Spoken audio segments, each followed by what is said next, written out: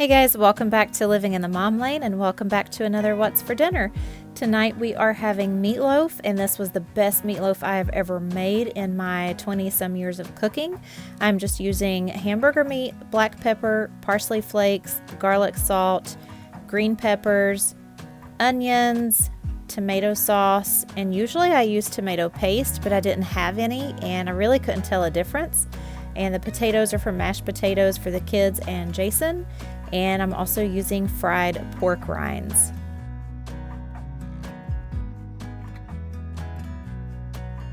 I'm first going to crush up those pork rinds in my Ninja. I want them to be pretty fine, and these are going to take the place of actual breadcrumbs. And I also forgot I needed 1 egg. I'm just going to go ahead and add in the green peppers, the onions, and all the spices and mix it up really good.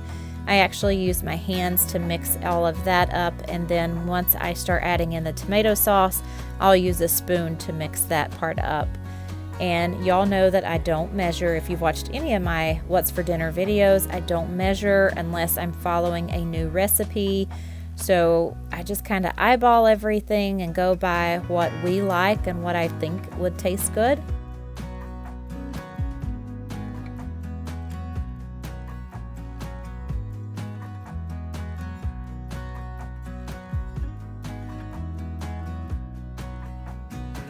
Like I said earlier, I usually use tomato paste as well, but I really did not notice a big difference. I'm not sure why I always used tomato paste and sauce. So I'm just going to stop using tomato paste because this was really good. And once I get this all mixed up, then I'll add in the pork rinds. And the reason I'm using the pork rinds is because I am keto. So this dish, this meatloaf, is actually keto friendly. The pork rinds just gives it such a better flavor, I believe, instead of using breadcrumbs. I really liked it. My husband liked it. I was hoping to have leftovers, but we did not have any leftovers at all. Instead of using a loaf pan, I'm actually going to use this muffin pan. I thought it would just be fun to have little individual muffins or individual meatloaves, and it actually cooked a lot quicker doing it this way instead of having a big loaf.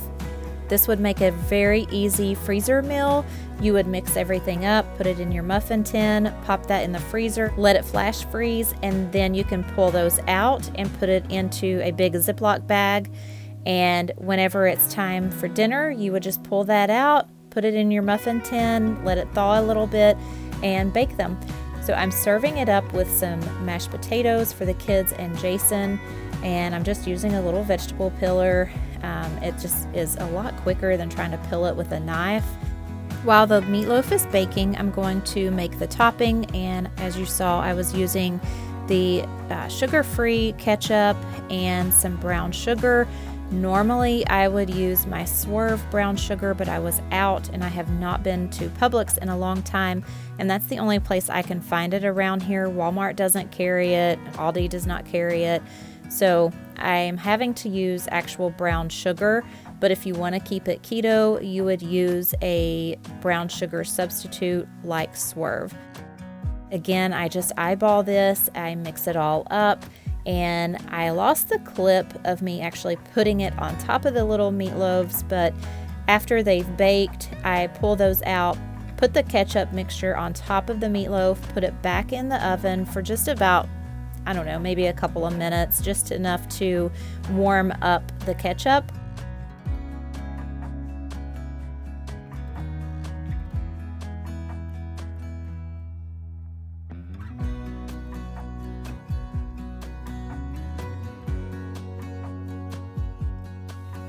Here they are all finished. When I make my mashed potatoes, I just use regular milk and a big old heaping tablespoon or more of butter and a good old-fashioned potato masher because Jason likes his potatoes lumpy. I used to, whenever we got married, I would beat them to death with a hand mixer so they would be nice and creamy and smooth because that's how I always did it. That's how my mom did it. And then he finally told me, I like my potatoes lumpy. So I was like, Okay, well, it's much easier than having to get out a hand mixer and everything. I'll just mash them by hand. Our next meal is cilantro chicken burgers. This is a freezer meal that I had prepared a while ago, and I just thawed them out in the refrigerator all during the day, and I'm just going to grill them up. They were really good, and I'm going to serve it with a little side salad, and I had some leftover broccoli casserole. This recipe is from my friend Jen over at In With Jen. I will leave her link to her video on how to make this casserole, and I'll also leave the link for the cilantro chicken burgers. And this entire meal was keto friendly. It was very good.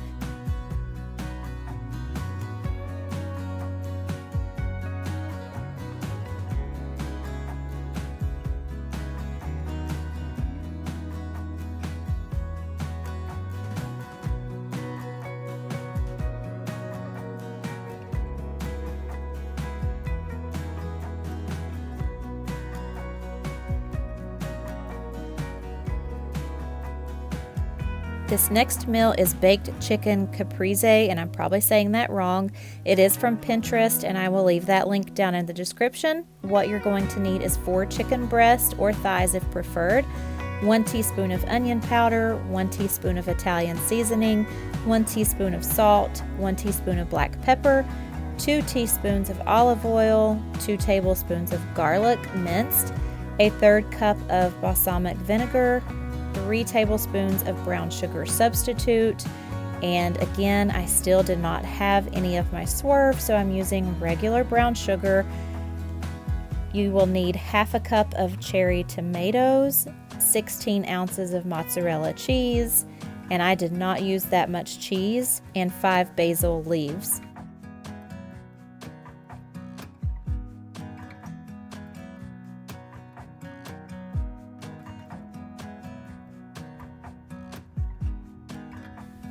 You're first going to preheat your oven to 375 degrees, and then in a large skillet on medium heat, you want to pour your olive oil into the skillet. Place your chicken into the skillet and season it on both sides with your onion powder, Italian seasoning, salt, and pepper.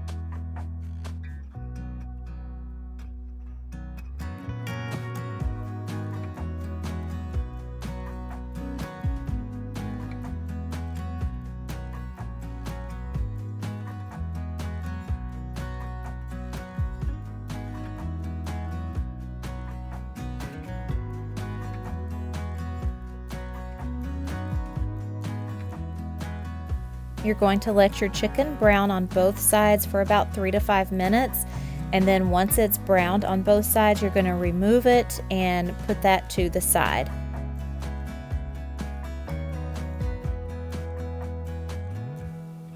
You then want to add in the garlic and cook that for about 1 minute.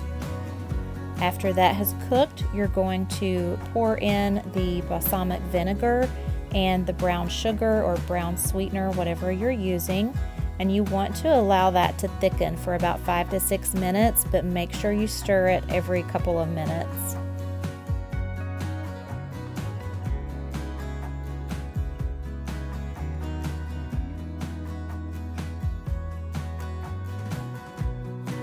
After that has thickened, you're going to then place the chicken back into your pan, and I just flipped it over so that both sides would get the sauce on the chicken.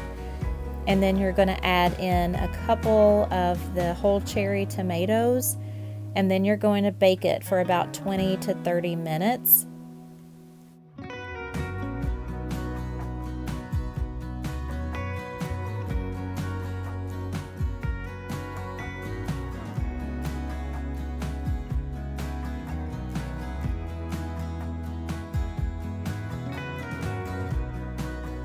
Once the chicken has baked for about 20 to 30 minutes, you're going to pull it out of the oven. And again, I flipped the chicken over because I didn't want it to get too brown on one side.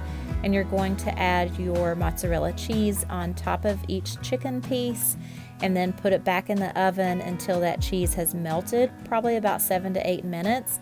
And then you'll top it with the halved cherry tomatoes and the basil. I served it up with some peas for the kids and Jason, and I just had the chicken. And our last meal was breakfast for dinner. I didn't film this, but I did get a nice picture of it. I hope you guys enjoyed this week's What's for Dinner. If you have a certain dish or meal that you would like for me to cook and try out, let me know down in the comments. I would gladly accept that challenge. I hope you guys enjoyed. I hope you decide to subscribe if you haven't done so already. Click on that bell so you don't miss any of my videos, and I will see you in the next one. Thanks for watching. Bye.